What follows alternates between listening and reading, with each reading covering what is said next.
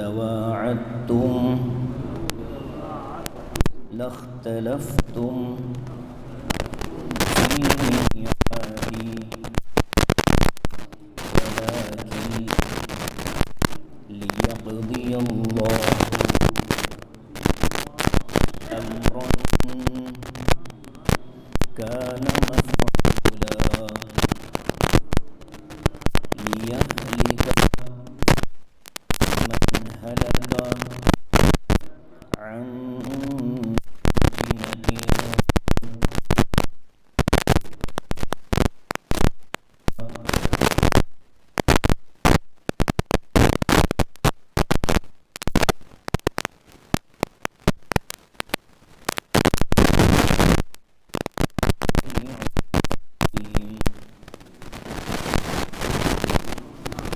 إذ يريكهم في منامك قليلا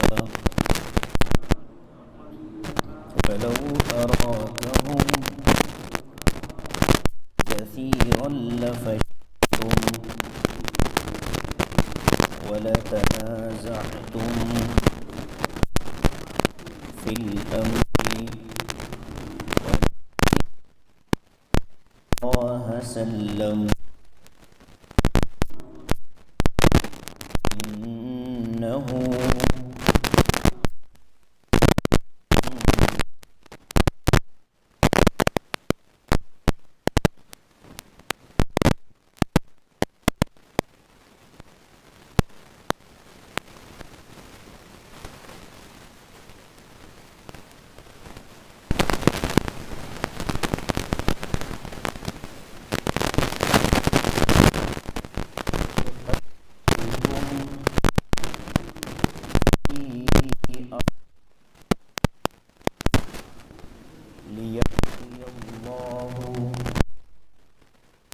أمرا كان مفعولا وإلى الله ترجع الأمور.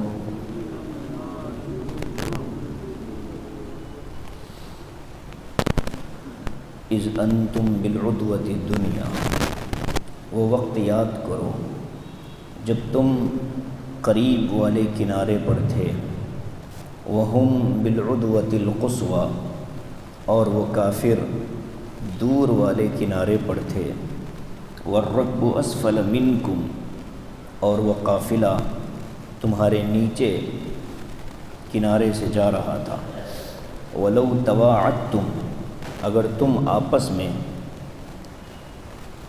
طے کر کے آتے، لَاخْتَلَفْتُمْ فِي الْمِيعَادِ، تو تمہارا اختلاف ہو جاتا اس وعدے پر، وَلَكِنْ لِيَقْضِيَ اللَّهُ أَمْرًا كَانَ مَفْعُولًا، لیکن اللہ تعالیٰ کو اس کام کے کرنے کا، یا اللہ تعالیٰ نے اس کام کے کرنے کا فیصلہ کیا جو اس کا ہونا طے تھا، کان مفعولا، جو ہونے والا تھا، لیہلک من ہلک عن بینہ، اس لیے کہ جو آدمی مرنا چاہے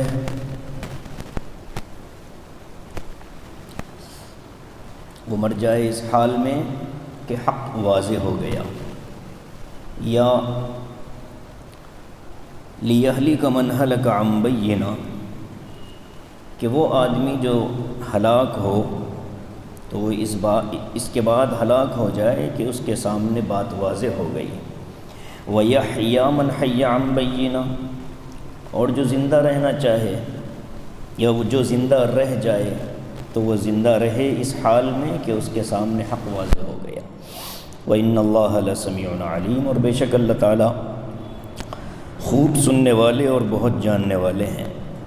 اِذْ يُرِيكَهُمُ اللَّهُ، وہ وقت یاد کرو جب اللہ تعالیٰ نے حضور صلی اللہ علیہ وسلم کو، کافروں کو خواب میں بہت تھوڑی تعداد میں دکھایا، جب اللہ تعالیٰ نے آپ کو یعنی حضور اقدس صلی اللہ علیہ وسلم کو خواب میں کافروں کی تعداد بہت تھوڑی دکھائی، وَلَوْ أَرَاكَهُمْ كَثِيرًا، اور اگر اللہ تعالیٰ آپ کو کافروں کی تعداد زیادہ دکھاتا، لَفَشِلْتُمْ، تو اے مسلمانوں تمہاری ہمت کمزور ہوتی، وَلَتَنَازَعْتُمْ فِي الْأَمْرِ، اور پھر اس معاملے میں تم آپس میں الجھ پڑتے، وَلَكِنَّ اللَّهَ سَلَّمَ، لیکن اللہ تعالیٰ نے تم کو ان سب چیزوں سے محفوظ رکھا، إِنَّهُ عَلِيمٌ بِذَاتِ الصُّدُورِ، بات جاننے والا ہے۔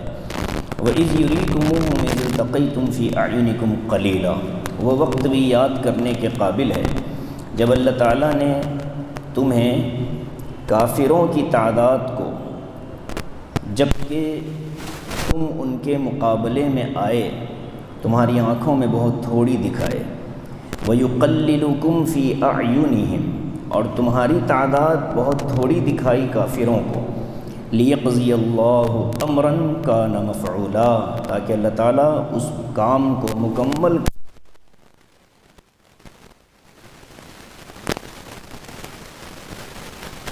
معاملات لوٹائے جاتے ہیں۔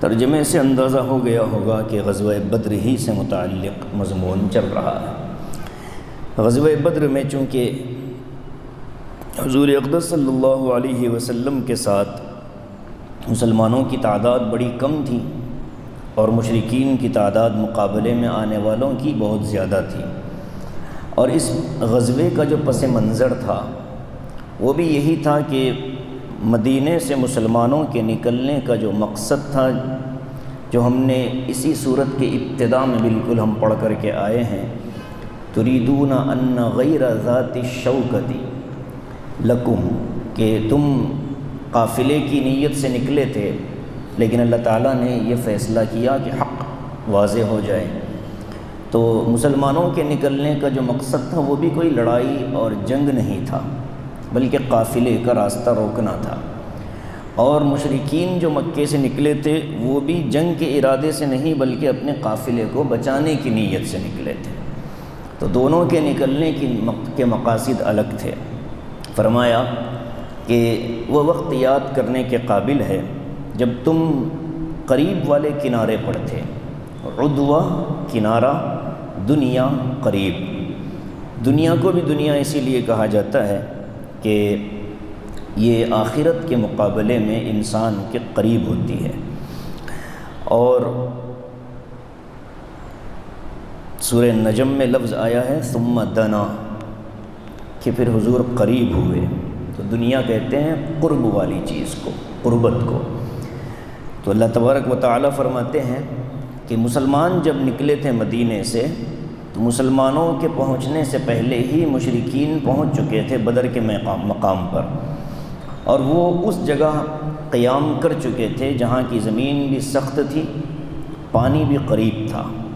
مسلمانوں کو ایسی جگہ ملی کہ جہاں زمین بھی نرم تھی اور پانی بھی دور تھا، لیکن یہ جگہ مدینے کے قریب تھی، اور کافر جو کھڑے تھے وہ مدینے سے دور تھے، تو وہ جو درمیان میں وادی تھی، آج بھی اس کے کچھ آثار باقی ہیں اس وادی کے بدر میں، تو وادی کے اس کنارے پر مسلمان اور اس کنارے پر کافر، مسلمانوں سے 3 میل کے فاصلے پر قافلہ جا رہا تھا، وہ سمندر کے کنارے کنارے وہ قافلہ نکل گیا تھا۔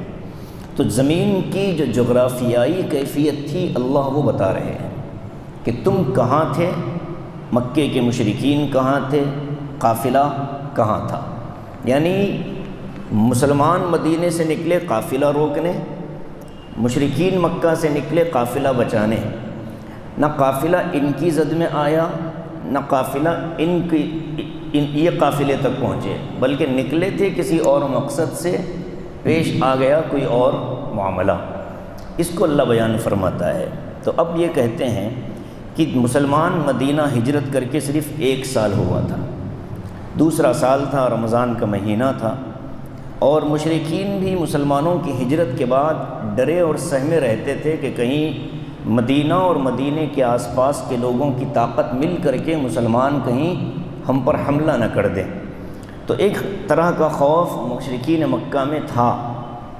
تو ایسی خوف کی کیفیت میں مکے کے مشرکین بھی اور مدینے کے مسلمان بھی کبھی یہ ارادہ نہ کرتے اتنا جلدی کہ کوئی جنگ ہو جائے، اس لیے فرمایا وَلَوْ تَوَاعَدْتُمْ، اگر تم بیٹھ کر جنگ کا فیصلہ کرتے، جیسے عام طور پر جنگیں ہوتی کہ جگہ طے ہوتی ہے اور میدان متعین ہوتا ہے، پھر وہاں جنگ شروع ہوتی ہے، پھر اس کے اصول ہوتے ہیں، ضوابط ہوتے ہیں۔ یہ جنگ ایسی کوئی منظم نہیں تھی، بلکہ یہ اچانک پیش آنے والی جنگ تھی۔ اس کو فرمایا کہ اگر تم بیٹھ کر یہ طے کرتے کہ ہم کو فلاں سال، فلاں مہینے اور فلاں دن میں فلاں وقت تک ہم کو جنگ لڑنا ہے، تو تمہاری جو دونوں کی حالت تھی، مکے کے لوگوں کی اور مدینے کی، اس حالت کے پیش نظر تم لوگ کبھی تاریخ کے معاملے میں اتفاق نہیں کر سکتے تھے۔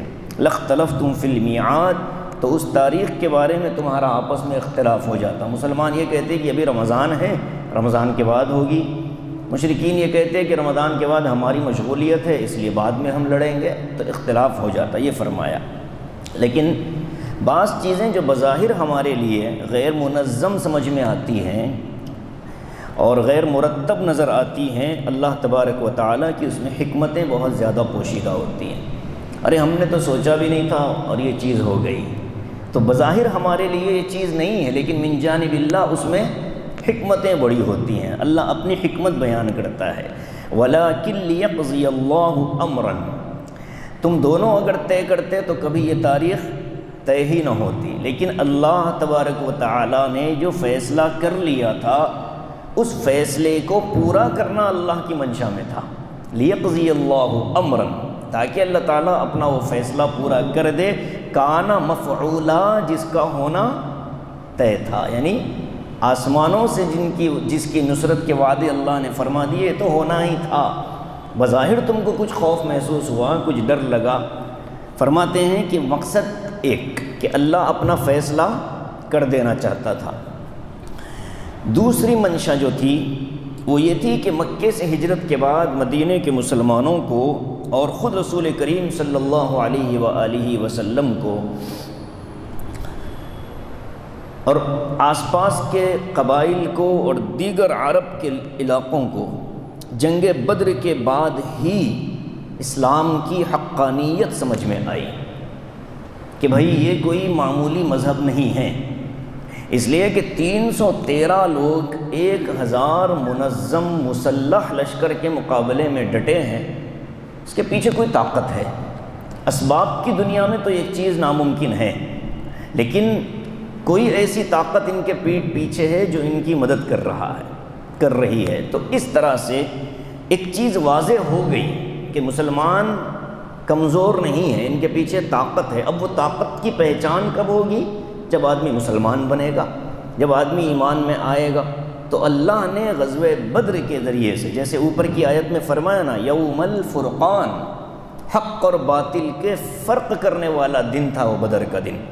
فرمایا لیہلک من ہلک عن بینہ، یعنی غزوہ بدر کے بعد اب جو آدمی زندہ رہنا چاہے یا جو آدمی مر جائے اس کو تو حق واضح ہو چکا ہے۔ مرنے والا اس بات پر مرے گا کہ یا تو وہ حق قبول کر کے مرے گا یا حق کا انکار کر کے مرے گا، اور زندہ رہنے والا اس حال میں زندہ رہے گا کہ یا تو وہ حق قبول کر چکا ہوگا یا حق کا انکار کیا ہوگا۔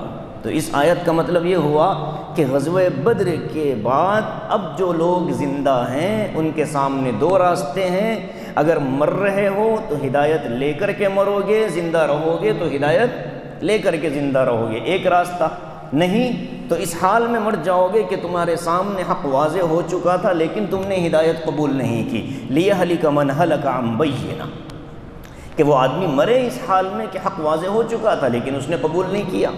وَيَحْيَىٰ مَنْ حَيَّ عَن بَيِّنَةٍ، اور جو زندہ رہے گا وہ اس حال میں زندہ رہے کہ اس کے سامنے حق واضح ہو چکا تھا۔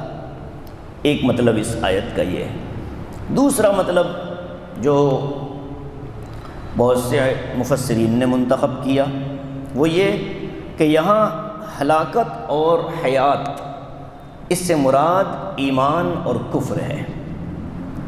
ہلاکت کفر ہے اور حیات ایمان ہے، جیسے اس سے پہلے آیت آئی تھی، یا ایھا الذین آمنوا استجیبوا للہ وللرسول اذا دعاکم لما یحییکم، اے ایمان والو، جب اللہ رسول تم کو بلائیں تو تم فوراً جواب دو، اور بلائیں کس طرف؟ اس چیز کی طرف جو تمہیں زندگی بخشے۔ اور وہاں میں نے 4 مطلب بتائے تھے حیات کے، کہ علماء نے حیات کے 4 مطالب بیان کیے۔ اس میں پہلا مطلب بتایا تھا کہ حیات سے مراد ایمان ہے، حیات سے مراد قرآن ہے، حیات سے مراد حق بات کی طرف آنا ہے، حیات سے مراد جہاد ہے۔ 4 تفسیریں اس میں آئی تھی۔ تو یہاں بھی ہلاکت کفر کو کہا گیا اور حیات ایمان کو کہا گیا۔ اب دیکھیے کہ بدر کی لڑائی کے بعد کافروں کے سامنے دلیل واضح ہو گئی، حق ثابت ہو گیا۔ حق کے ثابت ہو جانے کے بعد بھی اگر کوئی قبول نہیں کرتا، وہ مرے گا اپنی کفر پر، لیہلک من ہلک عن بینہ، اور اگر کوئی حق قبول کر لے، یحییٰ من حی عن بینہ، تو وہ زندہ رہے گا حق کو قبول کرنے کے بعد۔ وَإِنَّ اللَّهَ لَسَمِيعٌ عَلِيمٌ، اور اللہ تعالیٰ خوب سننے والے جاننے والے ہیں۔ ایک اور چیز، تیسرا انعام جو بدر میں اللہ تعالیٰ نے فرمایا تھا، جس رات کو مسلمان وہاں جمع ہوئے تو اس رات کو سرکار دو عالم صلی اللہ علیہ وآلہ وسلم نے خوب دعائیں مانگی اور آپ کو ایک خواب دکھائی دیا۔ حضور اقدس صلی اللہ علیہ وسلم نے صحابہ کو اس خواب کے بارے میں بتایا۔ خواب کیا تھا؟ خواب یہ تھا کہ کافروں کا لشکر بہت تھوڑا ہے اور ان میں سے کتنے سرغنے مریں گے، مارے جائیں گے، ان کے مرنے کا مقام بھی بتا دیا گیا تھا کہ ابو جہل یہاں، امیہ ابن خلف یہاں، فلانا یہاں، یہ سارے مقامات حضور نے اور صحابہ کو آپ صلی اللہ علیہ وسلم نے بتا بھی دیے تھے کہ ابو جہل یہاں گرے گا۔ تو جنگ شروع ہونے سے پہلے ہی اللہ کی طرف سے کافروں کی تعداد کو کم کر کے دکھانا حضور صلی اللہ علیہ وسلم کو، تاکہ مسلمانوں کے اندر جو پہلے سے جذبہ ہے ایمان کے غلبے کا، اس میں اور اضافہ ہو جائے۔ یہ مٹھی بھر ہیں، ان کو تو 10 منٹ میں نپٹا لیں گے، یہ حوصلہ دیا اللہ نے ایک۔ پھر فرمایا وَلَوْ أَرَاكَهُمْ كَثِيرًا، اور اگر خواب میں حضور صلی اللہ علیہ وسلم کو اللہ ان کی تعداد زیادہ دکھاتا۔ اب دیکھیے آگے لفظ کیا ہے، لَفَشِلْتُمْ، عربی گرامر کے حساب سے یہ جمع مذکر کا صیغہ ہے۔ جمع مذکر یعنی آگے گفتگو ایک آدمی سے نہیں ہو رہی بلکہ بہت ساروں سے ہو رہی ہے اور مخاطب بنا کر ہو رہی ہے۔ اب خواب میں کس کو دکھایا گیا؟ حضور صلی اللہ علیہ وسلم، اس لیے فرمایا وَلَوْ أَرَاكَ کا اوپر از یوری کا، یہ سنگ اکیلا لفظ ہے، واحد مذکر، ٹھیک ہے، یعنی آپ کو خواب میں دکھایا گیا، آپ کو خواب میں دکھایا گیا۔ آگے کا لفظ حضور سے متعلق نہیں ہے، یہ بتانا چاہتا ہے قرآن۔ لَفَشِلْتُمْ کا تعلق حضور صلی اللہ علیہ وسلم کی ذات سے نہیں ہے بلکہ دیگر لوگوں سے ہے، اور وہاں موجود بدر میں جو مسلمان تھے ان سے اس کا تعلق ہے۔ لَفَشِلْتُمْ، اگر تم کو یعنی حضور صلی اللہ علیہ وسلم کے خواب میں کافروں کی لشکر کی تعداد کو زیادہ دکھایا جاتا تو اے مسلمانوں تمہارے دل کمزور ہوتے کہ ہمارے پاس تو ہتھیار بھی نہیں ہے، 6 تلواریں ہیں، اس سے کیا مقابلہ ہوگا، ٹھیک ہے، یعنی من جانب اللہ ایک طرح کا اطمینان دلایا جا رہا ہے اللہ کے بندوں کو۔ اور وَلَتَنَازَعْتُمْ فِي الْأَمْرِ، صحابہ بھی تو انسان تھے، تو ایسے موقع پر عام طور پہ اختلاف ہوتا، آپس میں الجھ پڑتے کہ بھائی ان کی تعداد اتنی زیادہ ہے، ہم اتنے تھوڑے ہیں، مقابلہ ضروری ہے، چلو واپس مدینہ چلتے۔ تو اللہ فرماتے ہیں کہ میں نے یہ صورتحال پیدا ہونے ہی نہیں دی، وَلَكِنَّ اللَّهَ سلم، اللہ نے تم کو ان دونوں چیزوں سے، ان دونوں کیفیتوں سے محفوظ کر دیا تھا۔ ارے سمجھ میں آ رہی بات؟ صحابہ کو اگر خواب میں حضور کو کے ذریعے سے مکے کے مشرکین کی تعداد زیادہ دکھائی جاتی تو مسلمانوں کے دلوں میں کمزوری پیدا ہو سکتی تھی، اور اس کمزوری کے نتیجے میں مسلمان جنگ کے معاملے میں آپس میں ایک دوسرے سے الجھ پڑتے تھے۔ تو اللہ نے تعداد ہی کم دکھائی تاکہ نہ کمزوری پیدا ہو اور نہ آپس میں کوئی ایک دوسرے سے الجھے۔ وَلَكِنَّ اللَّهَ سَلَّمَ، اللہ نے تم کو اس سے محفوظ رکھا ہے۔ ایک چیز اللہ نے، حقیقت میں ہوا نہیں ایسا، ایسا ہوتا تو ایسا ہوتا، یہ اللہ نے فرمایا، سمجھ رہے بات؟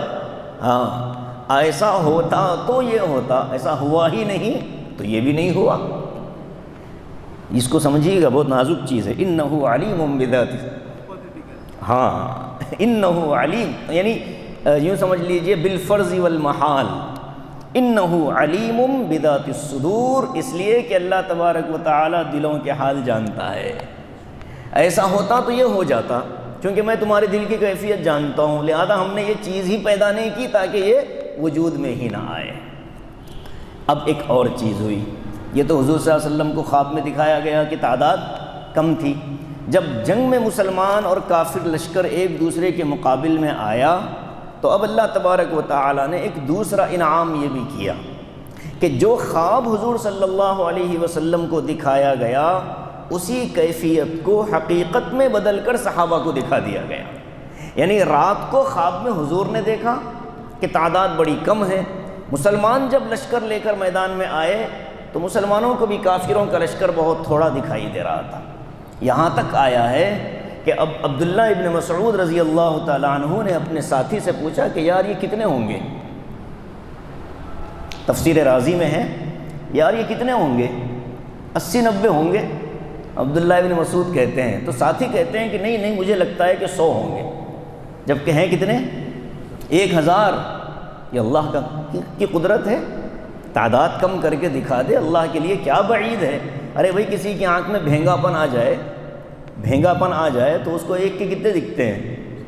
2 دکھتے ہیں، تو جو اللہ ایک کو 2 دکھانے پر قادر ہے وہ 2 کو 1 نہیں دکھا سکتا، ظاہر ہے۔ جیسے ہمارے پاس ہم بھی تو کرتے ہیں نا ایسی چیزیں کہ کہیں مسلمانوں کا اجتماع ہو جائے تو 10,000 جمع ہوں گے تو کتنی تعداد بتاتے ہیں ہم لوگ؟ 1 لاکھ تھے، کہیں 1 لاکھ جمع ہو گئے تو کتنا بتاتے ہیں ہم لوگ؟ ارے 1 کروڑ مسلمان جمع ہو گئے۔ ابھی ہندوستان کی تاریخ میں 1 کروڑ مسلمان کہیں جمع ہوا ہی نہیں، اور جس دن ہو گیا اس دن انقلاب آ گیا۔ ہم کہیں جمع ہوتے ہی نہیں، 1 کروڑ مسلمان کہاں جمع ہوں گے، ہے نا؟ تو اللہ تعالیٰ نے دکھایا کہ تعداد بڑی کم ہے، صحابہ ایک دوسرے سے کہنے لگے یہ تو 10 منٹ کے ہیں، بس 50 60 90 80 تو ہیں بھائی، کتنی کو نپٹانا کون سی بڑی بات ہے، 2-3 لوگ کافی ہیں، ادھر سے حضرت علی کو بھیج دو، حضرت حمزہ کو بھیج دو، طلحہ زبیر کو بھیج دو، صاف کر کے آ جائیں گے سب کو۔ حقیقت میں ان کی تعداد زیادہ، لیکن اللہ نے کم دکھایا، اور یہی چیز کافروں کے ساتھ بھی ہوئی۔ ابو جہل نے اپنے ایک ساتھی سے کہا کہ یار یہ بڑے کم نظر آ رہے ہیں، کتنے ہیں مسلمان؟ تو ابو جہل نے کہا کہ ان کی تعداد ایسے لگتا ہے کہ 100 کے قریب ہے۔ تو ابو جہل کہتا ہے غرور میں، ہتھیار سے لڑنے کی ضرورت نہیں، ان کو تو ایسے رسی لے جاؤ، باندھ کر کے لا دو سب کو۔ ہاں ابو جہل نے کہا، جبکہ تعداد کتنی تھی؟ 313۔ اب دیکھیے اللہ نے ایک ہی منظر 2 لشکروں کو دکھایا، ایمان والوں کو کافروں کی تعداد کم دکھائی تاکہ ان کا ایمان بڑھے اور ہمت اور حوصلے میں اضافہ ہو، اور ان کو چلو ختم کر کے آتے ہیں، معاملہ ہی نپٹا دیتے ہیں۔ کافروں کو مسلمانوں کی تعداد کم دکھائی تاکہ وہ مزید دھوکے میں آ جائیں، وہ اور دھوکہ کھا لیں کہ یار یہ تو تھوڑے ہی ہیں، گھسے، اور جب پٹنا شروع ہوئے، جب کٹنے شروع ہوئے تو اب پیر سر پر اور بھاگنے لگے، تو اللہ تعالیٰ نے پھر جو وعدہ حضور سے فرمایا تھا کہ یہ یہاں مرے گا، یہ یہاں مرے گا، وہ 70 مشرکین وہیں مرے ہوئے تھے جہاں حضور صلی اللہ علیہ وسلم نے ان کو اطلاع کر ان کے بارے میں بتایا تھا۔ تو یہ غزوہ بدر کے میدان کی کیفیت اللہ قرآن میں بیان کر رہا ہے۔ اس سے اندازہ لگا سکتے ہیں ہم کہ اللہ کی نگاہوں میں اسلام کے لیے جد و جہد کرنا یہ کتنی بڑی اللہ کی نگاہوں میں اس کی اہمیت ہے، اور اس میں اللہ کی پھر غیب سے مدد کیسے آتی ہے۔ اسی لیے شاعر اسلام علامہ اقبال نے کہا کہ فضائے بدر پیدا کر، فضائے بدر پیدا کر، فرشتے تیری نصرت کو اتر سکتے ہیں گردوں سے، قطار اندر قطار اب بھی۔ مسلمان آج بھی اگر بدر کی فضا پیدا کر لے تو جیسے اللہ نے وہاں فرشتوں کو اتارا یہاں بھی اترتے ہیں۔ اور ایسا نہیں کہ آج فرشتے نازل نہیں ہوتے، اہل غزہ کی امداد کے لیے فرشتے اترتے ہیں، ورنہ آپ اندازہ لگا سکتے ہیں کہ 2 سال تک بے سر و سامانی کے عالم میں اتنے ظالم و جابر اور طاقتور ترین فوج کے سامنے ڈٹ کر کھڑے ہونا یہ اسباب کی دنیا میں ناممکن ہے، ناممکن، عقل مانتی ہی نہیں۔ لیکن پھر بھی دیکھیے کہ ان کو بٹھایا، اور شہید یحییٰ سنوار علیہ الرحمہ نے جو کہا تھا کہ یہاں کی، بلکہ ابو عبیدہ نے جو کہا تھا ترجمان نے، کہ تم یہاں کا ذرہ ذرہ چھان مار لو، تمہیں تمہارے بندے نہیں ملنے والے۔ اور یہ صحیح ہوا، سارا غزہ تہس نہس کر دیا، خان یونس کو تباہ کر دیا، لیکن ان کا کوئی بندہ ہاتھ نہیں لگا۔ آخری میں مذاکرات پر مجبور ہوئے، جھکے بیٹھے، اس کے بعد اپنی بندوں کو حاصل کر سکے۔ تو یہ جو غیر محسوس طاقت ان کے پیچھے، یہ کہاں سے آئی ہے؟ اللہ کی طرف سے آئی ہے۔ درمیان میں 1-2 ممالک اٹھے اور وہ پھر ٹھنڈے خاموش ہو گئے۔ تو اس لیے اللہ کی مدد اور نصرت آدمی کی جد و جہد کے نیت کے بعد ہی آتی ہے، اس کے بغیر نہیں آتی۔ فرمایا وَيُقَلِّلُكُمْ فِي أَعْيُنِهِمْ وَإِذْ يُرِيكُمُوهُمْ إِذِ الْتَقَيْتُمْ، وہ وقت بھی یاد کرو جب اللہ نے تم کو دکھایا۔ اوپر کیا ہے آیت میں؟ اِذْ يُرِيكَهُمُ اللَّهُ، نیچے اِذْ يُرِيكُمُوهُمْ، کم اور کا، ان دونوں کا فرق ہوتا ہے۔ کا مطلب ہوتا ہے آگے والا اکیلا ہے، کم کا مطلب ہوتا ہے کہ آگے والے ایک سے زیادہ ہیں۔ تو اوپر کی آیت میں خطاب حضور اقدس صلی اللہ علیہ وسلم سے، نیچے کی آیت میں خطاب مسلمانوں سے جو لشکر میں جمع ہو گئے تھے، اور آگے بھی اس کا منظر بتاتے ہیں، اِذِ الْتَقَيْتُمْ، جب تم ایک دوسرے سے مقابلے پر آ گئے۔ سورہ آل عمران میں بھی آیا ہے نا کہ قد کان لکم فی فئتین التقطا فئۃ تقاتل فی سبیل اللہ واخری کافرۃ یرونہم مثلیہم رأی العین۔ اللہ نے ان کافروں کو مسلمانوں کی تعداد دگنی دکھائی۔ ایک منظر وہ کب ہوا؟ جیسے ہی میدان میں لڑائی شروع ہوئی، مارنا اور کٹنا شروع ہوا، تو مسلمانوں کی تعداد ان کو بہت زیادہ دکھائی دینے لگی، اس لیے کہ ساتھ میں کون شامل ہو گئے تھے؟ فرشتے شامل ہو گئے تھے۔ اور میں نے یہ بھی بتایا تھا کہ مسلمان کی ہاتھ سے جو کافر مرا، اس کا زخم سمجھ میں آتا تھا، اور فرشتے کے ہاتھوں سے مرنے والوں کا زخم سمجھ میں آتا تھا۔ سیدنا علی فرماتے ہیں کہ میرے سامنے ایک کافر آیا، میں نے ایسے تلوار اٹھائی لیکن وہ میرے مارنے سے پہلے ہی ڈھیر ہو گیا۔ میں نے حضور اقدس صلی اللہ علیہ وسلم سے پوچھا کہ یا رسول اللہ کیا قصہ؟ کہنے لگے فرشتے آئے ہیں امداد کے لیے، مدد کے لیے۔